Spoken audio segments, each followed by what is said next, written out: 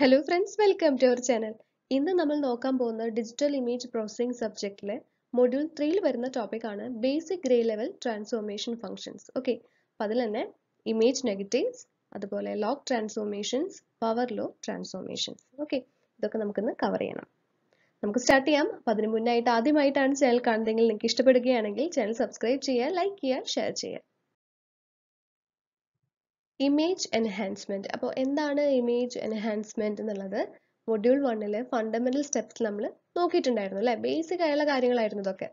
അതായത് fundamental steps, അതിൽ ഓരോ സ്റ്റെപ്സ് ആണ് ശരിക്കും നമ്മളുടെ ഓരോ മൊഡ്യൂൾ എന്ന് പറയുന്നത് അല്ലേ?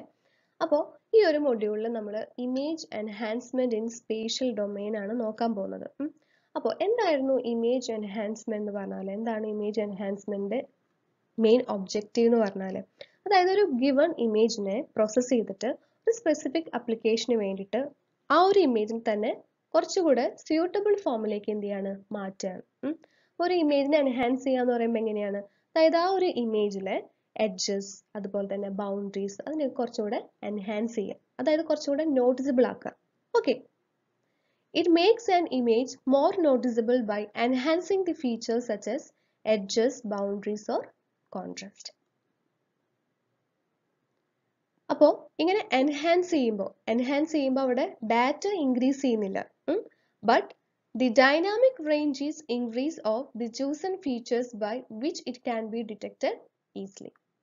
അപ്പോൾ ഇമേജ് എൻഹാൻസ്മെന്റ് തന്നെ വരുന്നൊരു പ്രോബ്ലം എന്ന് പറഞ്ഞാൽ കുറേ മെത്തേഡ്സ് വരുന്നുണ്ട്. അപ്പോൾ ഏത് മെത്തേഡ് യൂസ് ചെയ്താലാണ് ശരിക്കുള്ള ഒരു സാറ്റിസ്ഫൈങ് റിസൾട്ടിലേക്ക് എത്തുക? അവിടെയാണ് അത് ഏത് ടെക്നിക്കാണ്, ഏത് മെത്തേഡാണ് എടുക്കേണ്ടത്, ആ ഒരു ഇതിലാണ് ഒരു ഡിഫിക്കൽറ്റി വരുന്നത്.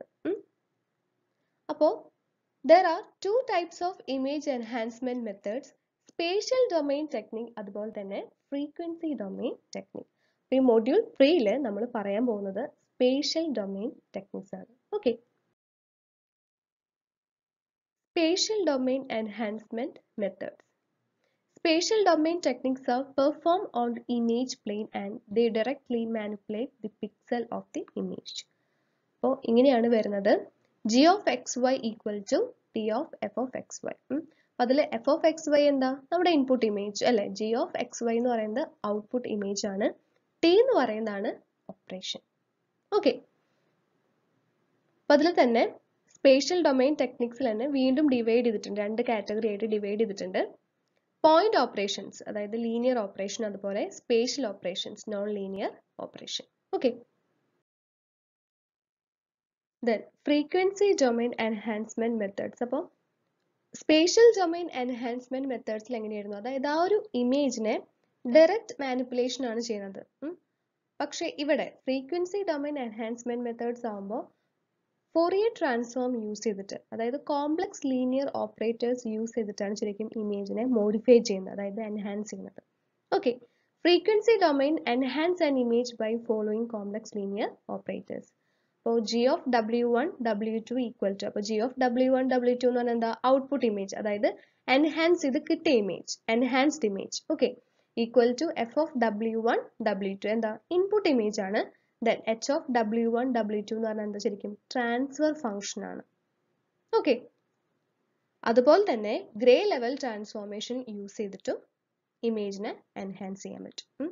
നമ്മൾ ഇന്ന് നോക്കാൻ പോകുന്നത് ഗ്രേ ലെവൽ ട്രാൻസ്ഫോർമേഷൻ ഫങ്ഷൻസ് ആണ്. അപ്പൊ അതിന് മുന്നായിട്ട് എന്താണ് ശരിക്കും ഒരു ഇമേജ് എൻഹാൻസ്മെന്റ് എന്താണ്, അതുപോലെ തന്നെ സ്പേഷ്യൽ, അതുപോലെ തന്നെ ഫ്രീക്വൻസി ഡൊമൈൻ എൻഹാൻസ്മെന്റ് മെത്തേഡ്സ് എന്താന്നുള്ള ഒരു ബേസിക് ആയുള്ള കാര്യം നമ്മളൊന്ന് അറിഞ്ഞിരിക്കണ്ടേ? അപ്പൊ അതിന് വേണ്ടിയിട്ടാണ് പറഞ്ഞത്. ഈ ഒരു മൊഡ്യൂളിൽ ഫുള്ളായിട്ട് ശരിക്കും സ്പേഷ്യൽ ഡൊമൈൻ എൻഹാൻസ്മെന്റ് മെത്തേഡ്സ് ആണ് നോക്കേണ്ടത്. അടുത്ത മൊഡ്യൂളിലാണ് ശരിക്കും ഫ്രീക്വൻസി ഡൊമൈൻ എൻഹാൻസ്മെന്റ് മെത്തേഡ്സ് വരുന്നത്. Okay, Gray level transformation. All image processing techniques focused on gray level transformation as it operates directly on pixels. ഒരു ഗ്രേ ലെവൽ ഇമേജ് എന്ന് പറയുമ്പോൾ അവിടെ 256 ലെവൽസ് ഓഫ് ഗ്രേ വരുന്നുണ്ട് അല്ലെ? ഗ്രേ ഷെയ്ഡ്സ് വരുന്നുണ്ട്. അതുപോലെ തന്നെ അതിന്റെ ഹിസ്റ്റോഗ്രാം നോക്കുകയാണെങ്കിൽ horizontal axis spans from 0 to 255 and vertical axis depends on the number of pixels in the image. Okay. അതിന്റെ ഒരു ഫോർമുലയാണ് വരുന്നത്. The simplest formula for image enhancement technique S equal to T into R. അപ്പോൾ T എന്ന് പറഞ്ഞാൽ എന്താ, transformation ആണ്. ഒരു ഗ്രേ ലെവൽ ട്രാൻസ്ഫോർമേഷൻ എന്ന് പറയുമ്പോൾ തന്നെ നമുക്ക് മനസ്സിലാവും, അതായത് ഒരു ഗ്രേ സ്കെയിൽ ഇമേജ് അല്ലെ, ഗ്രേ ലെവൽ ഇമേജ് എടുത്തു കഴിഞ്ഞാൽ അതിനെ എൻഹാൻസ് ചെയ്യാം. അതിനെ എൻഹാൻസ് ചെയ്തിട്ട് സെയിം ഇമേജിന്റെ തന്നെ കുറച്ചും കൂടെ ക്ലാരിറ്റി ഒക്കെ കൂട്ടി നേരത്തെ പറഞ്ഞ ഫീച്ചേഴ്സ് ഉണ്ടല്ലോ, അതായത് ഒരു ഇമേജിന്റെ ഫീച്ചേഴ്സ് എന്ന് പറഞ്ഞാൽ മെയിൻ ഫീച്ചേഴ്സ് എന്ന് പറഞ്ഞാൽ എന്താ, എഡ്ജസ്, അതുപോലെ തന്നെ ബൗണ്ടറി, അതുപോലെ കോൺട്രാസ്റ്റ് അല്ലെ, ഈ ഫീച്ചേഴ്സിനെ കുറച്ചും കൂടെ എൻഹാൻസ് ചെയ്തിട്ട് കുറച്ചും കൂടെ നല്ലൊരു മോർ സ്യൂട്ടബിൾ ഫോമിലേക്ക് അതിനെ മാറ്റാം അല്ലെ. അതാണ് ശരിക്കും പറഞ്ഞാൽ ട്രാൻസ്ഫോം ചെയ്യാന്ന് പറഞ്ഞാൽ, എൻഹാൻസ് ചെയ്ത് മാറ്റാം. ഓക്കെ, അപ്പോൾ ടി എന്ന് പറഞ്ഞാൽ ട്രാൻസ്ഫോർമേഷൻ ആണ്. ആർ എന്ന് പറഞ്ഞാൽ എന്താ, R is the value of pixels. S is pixel value before and after processing. Then let R equal to f of xy, S equal to g of xy. അപ്പോൾ f of xy എന്ന് പറഞ്ഞാൽ എന്താ, input image ആണ് അല്ലെ. g of xy എന്ന് പറഞ്ഞാൽ enhanced image ആണ്. അപ്പോൾ അതിൽ R എന്തിനെ റെപ്രസെന്റ് ചെയ്യുന്നത്, അതായത് ഇൻപുട്ട് ഇമേജിൽ വരുന്ന ഗ്രേ ലെവൽ. S എന്ന് പറഞ്ഞാലോ, അതായത് ഔട്ട്പുട്ട് ഇമേജ് അല്ലെ, എൻഹാൻസ് ചെയ്ത് കിട്ടിയ ഇമേജിൽ വരുന്ന grey level. R and S are used to denote gray levels of f and g at xy. ഇതിൽ തന്നെ 3 types of transformation വരുന്നുണ്ട്, ലീനിയർ, ലോഗരിതമിക്, പവറിൽ. അപ്പോൾ അതിൻ്റെ ഒരു ഓവറോൾ ഗ്രാഫാണ് കൊടുത്തിരിക്കുന്നത്. അപ്പോൾ അതിൽ input intensity level R, then output intensity level S. അപ്പോൾ അതിൽ ഇപ്പോൾ പെട്ടെന്ന് നോക്കിക്കഴിഞ്ഞാൽ നമുക്ക് മനസ്സിലാവില്ല, നമുക്കത് ഓരോന്നും പറഞ്ഞു പോവാം. അപ്പോൾ മനസ്സിലാവും. അതിൽ ഫസ്റ്റ് വരുന്നത് ലീനിയർ ട്രാൻസ്ഫോർമേഷൻ ആണ്. അതിൽ തന്നെ 2 ക്ലാസിഫിക്കേഷൻ വരുന്നുണ്ട്, ഐഡന്റിറ്റി ട്രാൻസ്ഫോർമേഷനും അതുപോലെ തന്നെ negative ട്രാൻസ്ഫോർമേഷനും.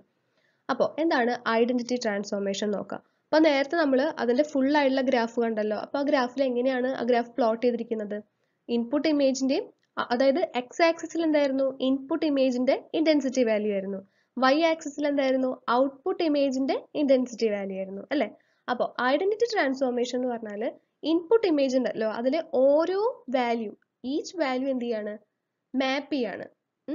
Each value of the image is directly map to each other values of the output image. അതാണ് ഐഡന്റിറ്റി ട്രാൻസ്ഫോർമേഷൻ എന്ന് പറഞ്ഞാൽ. കണ്ടോ, റെപ്രസെന്റ് ചെയ്തിരിക്കുന്ന എക്സ് ആക്സിൽ എന്താ, അതായത് ഇൻപുട്ട് ഇമേജിന്റെ ഇന്റൻസിറ്റി വാല്യൂ ആണ്, വൈ ആക്സിസ് എന്ന് പറഞ്ഞാൽ ഔട്ട്പുട്ട് ഇമേജിന്റെ ആണ് കൊടുത്തിരിക്കുന്നത്. കണ്ടോ, ഡയറക്റ്റ് മാപ്പിംഗ് അല്ല വന്നിരിക്കുന്നത്, 127 127. അതുപോലെ ഓരോ ഇന്റൻസിറ്റി, അതായത് ഇൻപുട്ട് ഇമേജിന്റെ ഓരോ ഇന്റൻസിറ്റി വാല്യൂ എന്ന് പറയുന്നതും ഔട്ട്പുട്ട് ഇമേജിന്റെ ഓരോ വാല്യൂയിലേക്കും എന്ത് ചെയ്യുക, ഡയറക്ട്ലി മാപ്പ് ചെയ്തിരിക്കുകയാണ്. അതാണ് ഐഡന്റിറ്റി ട്രാൻസ്ഫോർമേഷൻ. ഇനി വരുന്നത് നെഗറ്റീവ് ട്രാൻസ്ഫോർമേഷൻ ആണ്. അപ്പോൾ അതെന്ന് പറയുന്നത് ഐഡന്റിറ്റി ട്രാൻസ്ഫോർമേഷന് നേരെ ഓപ്പോസിറ്റ് ആണ്. അപ്പോൾ ഈ ഒരു കേസിൽ എങ്ങനെയാണെന്ന് വെച്ചിട്ടുണ്ടെങ്കിൽ, അതായത് ഇൻപുട്ട് ഇമേജിലെ ഓരോ വാല്യൂസ് ഉണ്ടല്ലോ, ഓരോ വാല്യൂസും L-1 എന്താ, അതായത് ഗ്രേ ലെവൽ ആണ് അല്ലേ. നേരത്തെ ആ ഒരു ഗ്രാഫിൽ കണ്ടല്ലോ. അതിൽ നിന്ന് എന്ത് ചെയ്യാണ്, സബ്ട്രാക്ട് ചെയ്തെടുക്കുകയാണ്. ശരിക്കും ഒരു ഗ്രേ ലെവൽ അല്ലെങ്കിൽ ഗ്രേ വാല്യൂ എന്ന് പറയുമ്പോൾ ശരിക്കും എന്താണ്, അതായത് ഇമേജസിലെ പിക്സൽസിന്റെ ബ്രൈറ്റ്നെസ്സിനെയാണ് പറയുന്നത്. ഒരു ഗ്രേ സ്കെയിൽ ഇമേജ് എന്ന് പറഞ്ഞാൽ എന്താ, അതായത് ആ ഒരു ഇമേജിൽ ഫുൾ ഗ്രേ ഷെയ്ഡ്സ് മാത്രമേ ഉണ്ടാവുള്ളൂ. അപ്പൊ എങ്ങനെയായിരുന്നു റേഞ്ച് സ്റ്റാർട്ട് ചെയ്തിരുന്നത്, അതായത് 0 to 256 ആണ് അല്ലെ. അപ്പോൾ 0 എന്ന് പറഞ്ഞാൽ എന്താ, അതായത് ആ ഒരു പിക്സലിന്റെ ബ്രൈറ്റ്നെസ് ഏറ്റവും കുറവാണ് ശരിക്കും 0 എന്ന് പറയുമ്പോൾ. അപ്പോൾ 256 എന്ന് പറയുമ്പോൾ എന്താ, കൂടുതലാണ് അല്ലെ, മാക്സിമം ബ്രൈറ്റ്നെസ് ആണ് വരുന്നത്. ആണ് ഗ്രേ ലെവൽ എന്ന് പറയുമ്പോൾ ഒരു പിക്സലിന്റെ, അതായത് ഇമേജിലെ പിക്സലിന്റെ ബ്രൈറ്റ്നെസ്സിനെയാണ് അത് ശരിക്കും പറയുന്നത്. Okay, each value of the input image is subtracted from L-1 and then it is mapped onto the output image. കണ്ടോ, ഒരു എക്സാമ്പിൾ ആണ് കൊടുത്തിരിക്കുന്നത്. ഇൻപുട്ട് ഇമേജ്, അതിന്റെ നെഗറ്റീവ് ട്രാൻസ്ഫോർമേഷൻ ഔട്ട്പുട്ട് ഇമേജ് ആണ് കൊടുത്തിരിക്കുന്നത്. അപ്പോൾ ഈ ഒരു നെഗറ്റീവ് ട്രാൻസ്ഫോർമേഷൻ എന്ന് പറയുമ്പോൾ ഒന്നുമല്ല, അതായത് ലൈറ്റർ ആയുള്ള പിക്സൽസ് എല്ലാം, അതായത് ഇൻപുട്ട് ഇമേജും ഔട്ട്പുട്ട് ഇമേജും കമ്പയർ ചെയ്ത് നോക്കുമ്പോൾ നമുക്ക് മനസ്സിലാവും, അതായത് ലൈറ്റർ പിക്സൽസ് എല്ലാം എന്താവും, ഡാർക്കർ ആയി മാറും. അതുപോലെ ഡാർക്ക് ആയിട്ടുള്ള പിക്സൽ എല്ലാം തന്നെ ലൈറ്റർ ആയിട്ട് മാറും. ഓക്കെ, അപ്പോൾ എക്സാമ്പിളിന്റെ കേസാണ് നമ്മൾ നോക്കുന്നത്. ഇക്വേഷൻ എങ്ങനെയായിരുന്നു, S equal to L-1 - R അല്ലേ. അപ്പോൾ L-1 നിന്ന് ഓരോ ഇൻപുട്ട് ഇമേജിലെ ഓരോ പിക്സൽ വാല്യൂ സബ്ട്രാക്ട് ചെയ്യാണ് അല്ലേ. അപ്പോൾ നേരത്തെ കാണിച്ച എക്സാമ്പിൾ ഐൻസ്റ്റൈൻ്റെ ഇമേജ് ആണ്. അപ്പോൾ അതെന്ന് പറയുന്നത് 8 BPP ഇമേജ് ആണ്. അപ്പോൾ അവിടെ വരുന്ന നമ്പർ ഓഫ് ലെവൽസ് എങ്ങനെയായിരുന്നു? 256 ആണ് വരുന്നത്. അപ്പോൾ 256 ഇക്വേഷനിൽ കൊടുക്കുമ്പോൾ എങ്ങനെയായിരിക്കും? അതായത് L ആണ് 256 അല്ലേ? അപ്പോൾ L മൈനസ് 1 255 കിട്ടി മൈനസ് R. ഓക്കെ, ഇനി 255ൽ നിന്ന് എന്താ ഓരോന്നും സബ്ട്രാക്ട് ചെയ്തെടുക്കുകയാണ് അല്ലെ, ഓരോ വാല്യൂ ഈച്ച് വാല്യൂ സബ്ട്രാക്ട് ചെയ്തെടുക്കുകയാണ്. ദെൻ റിസൾട്ട് ഇമേജ് നമുക്ക് കിട്ടും. അപ്പോൾ ഇവിടെ എന്താ സംഭവിക്കുന്നത്? Lighter pixels become dark and darker pixel become light. Okay, അങ്ങനെ നമുക്ക് റിസൾട്ട് ആയിട്ട് എന്താ കിട്ടും? നെഗറ്റീവ് ഇമേജ് ആണ് ശരിക്കും കിട്ടുന്നത്. അപ്പോൾ ഗ്രാഫിൽ പ്ലോട്ട് ചെയ്യുമ്പോൾ നമുക്ക് ഇങ്ങനെയാണ് കിട്ടുന്നത്. ഓക്കെ, ദെൻ ഇനി വരുന്നത് ലോഗരിതമിക് ട്രാൻസ്ഫോർമേഷൻസ് ആണ്. അപ്പം അതിൽ തന്നെ രണ്ട് ക്ലാസിഫിക്കേഷൻ വരുന്നുണ്ട്, ലോഗ് ട്രാൻസ്ഫോർമേഷൻ അതുപോലെ ഇൻവേഴ്സ് ലോഗ് ട്രാൻസ്ഫോർമേഷൻ. അപ്പോൾ ഇതാണ് അതിൻ്റെ ഫോർമുല വരുന്നത്, S equal to C log R plus 1. അപ്പോൾ എസ് എന്താ ആർ എന്താന്ന് നമുക്ക് മനസ്സിലായല്ലോ. S and R are the pixel values for input and output image. ഇനി സി എന്ന് പറഞ്ഞാൽ കോൺസ്റ്റന്റ് ആണ്. അപ്പൊ അതില് 1 എന്ന് പറഞ്ഞിട്ട് കണ്ടോ ആഡ് ചെയ്തിരിക്കുന്നത്. The formula we can see that 1 is added to each pixel value. This is because if pixel intensity is 0. അപ്പൊ എന്താവും? അതായത് അവിടെ എന്തായിരിക്കും? ലോഗ് 0 അല്ലേ?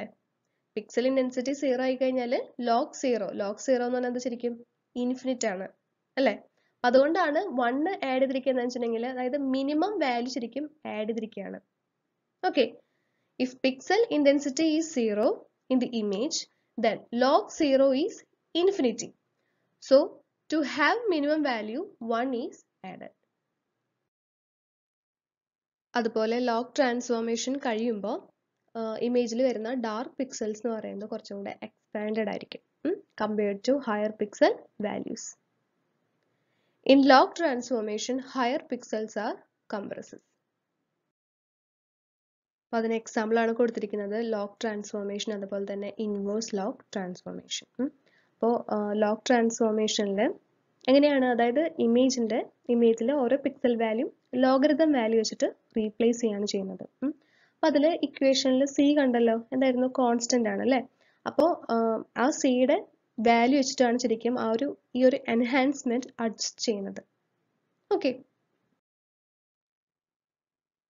ദെൻ നെക്സ്റ്റ് വരുന്നത് പവർ ലോ ട്രാൻസ്ഫോർമേഷൻ ആണ്. അപ്പോൾ അതിൽ തന്നെ 2 ടൈപ്സ് ട്രാൻസ്ഫോർമേഷൻ വരുന്നുണ്ട്. nth പവർ ട്രാൻസ്ഫോർമേഷൻ ഉണ്ട്, അതുപോലെ തന്നെ nth റൂട്ട് ട്രാൻസ്ഫോർമേഷനും വരുന്നുണ്ട്. അതിൻ്റെ ഫോർമുലയാണ് കൊടുത്തിരിക്കുന്നത്, അതിൽ ഗാമ കൊടുത്തിരിക്കുന്നത് കണ്ടോ. അപ്പോൾ ഈ ഗാമയുടെ വാല്യൂ ചേഞ്ച് ചെയ്യുന്ന അനുസരിച്ചിട്ടാണ് എന്ത് ചെയ്യുന്നത്? അതായത് ഇമേജസിൽ എൻഹാൻസ്മെന്റും എന്ത് ചെയ്യുന്നു? വാരി ചെയ്ത് വരുന്നുണ്ട്. അതുകൊണ്ട് തന്നെ എന്ത് പറയാം? ഗാമ ട്രാൻസ്ഫോർമേഷൻ എന്ന് കൂടെ പറയാം. ഓക്കെ, അപ്പോൾ എല്ലാ ഡിസ്പ്ലേ ഡിവൈസസിനും അതിൻ്റെതായ ഗാമ കറക്ഷൻ ഉണ്ട് അല്ലേ? All display devices have their own gamma correction. അതുകൊണ്ട് തന്നെയാണ് ഇമേജസ് ഡിഫറെൻറ്റ് ഇൻറ്റൻസിറ്റിയിൽ എന്ത് ചെയ്യുന്നത്? ഡിസ്പ്ലേ ചെയ്യുന്നത്. These transformation are use for enhancing images. അതിന് എക്സാമ്പിൾ ആണ് നോക്കാൻ പോകുന്നത്. Gamma of CRT lies in between of 1.8 to 2.5. That means the image displays on CRT is dark. അപ്പോൾ അതിൻ്റെ ഇക്വേഷൻ കൊടുത്തു, നമ്മൾ വാല്യൂസ് കൊടുത്തു. അപ്പോൾ ഇവിടെ സെയിം ഇമേജിൽ പക്ഷേ ഡിഫറെൻറ്റ് ഗാമ വാല്യൂസ് ആണ് വരുന്നത്. അപ്പോൾ നേരത്തെ നമ്മൾ പറഞ്ഞല്ലോ, അതായത് ഗാമ വാല്യൂ വാല്യൂ ചെയ്യുന്നതിനനുസരിച്ചിട്ട് എന്ത് സംഭവിക്കും? ഇമേജസിൻ്റെ എൻഹാൻസ്മെൻറ്റിലും ചേഞ്ചസ് സംഭവിക്കും. അപ്പോൾ അതാണ് നമ്മൾ നോക്കാൻ പോകുന്നത്. കണ്ടോ, ഗാമ ഈക്വൽ ടു 10 ആയപ്പോൾ ഉള്ള ഇമേജ്, അതുപോലെ ഗാമ ഈക്വൽ ടു 8 അല്ലേ? അപ്പോൾ ഗാമ വാല്യൂ ചേഞ്ച് ചെയ്യുന്നതനുസരിച്ച് നോക്കിയേ, ഇമേജ് സെയിം ഇമേജ് ആണ്, ഇൻസ്റ്റന്റ് ഇമേജ് തന്നെയാണ്, പക്ഷെ എൻഹാൻസ്മെന്റിൽ വരുന്ന മാറ്റങ്ങൾ കണ്ടോ. ഓക്കെ, ഇവിടെ കണ്ടോ, അതായത് മോണിറ്ററിൽ ഇമേജ് വ്യൂ ചെയ്യുന്നതാണ്. അപ്പോൾ ഗാമ വാല്യൂ ചേഞ്ച് ചെയ്യുന്നതിനനുസരിച്ചിട്ട് ആ ഇമേജിന്റെ എൻഹാൻസ്മെന്റിൽ വ്യത്യാസം വരുന്നുണ്ട്. കണ്ടോ, ഫസ്റ്റത്തെ പോലെ തന്നെയാണോ രണ്ടാമത്തേലും? അല്ലല്ലോ അല്ലേ? ആ ഇമേജ് മോണിറ്ററിൽ വ്യൂ ചെയ്യുമ്പോൾ കണ്ടോ ആ ഒരു ഡിഫറൻസ് വരുന്നത് കണ്ടോ. ആ ഒരു എൻഹാൻസ്മെന്റിൽ ചേഞ്ച് വരിക എന്ന് പറഞ്ഞാൽ എന്താ? അതായത് ആ ഗ്രേ ലെവൽ ട്രാൻസ്ഫോർമേഷൻ ആണ് അല്ലേ?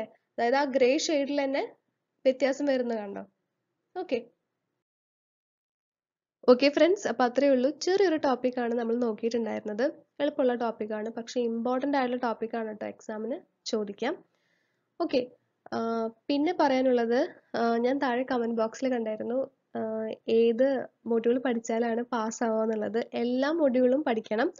പക്ഷെ എന്നാലും കൂടുതലായിട്ട് മൊഡ്യൂൾ 5ഉം 6ഉം ഒരു ടോപ്പിക് പോലും വിടാതെ നന്നായിട്ട് പഠിക്കണം. കാരണം KTUന്റെ നമ്മൾ മാർക്സിന്റെ കേസ് എടുക്കുകയാണെങ്കിലും കൂടുതലും മൊഡ്യൂൾ 5 മൊഡ്യൂൾ 6 തന്നെയാണ് കൂടുതൽ ചോദിക്കുന്നത്. ഓക്കെ, അപ്പോൾ 5ഉം 6ഉം നന്നായിട്ട് പഠിക്കാം. ഓക്കെ, അത്രേ ഉള്ളൂ. നമുക്കിനി അടുത്ത വീഡിയോയിൽ കാണാം. അതുവരെ എല്ലാവരും take care and bye bye.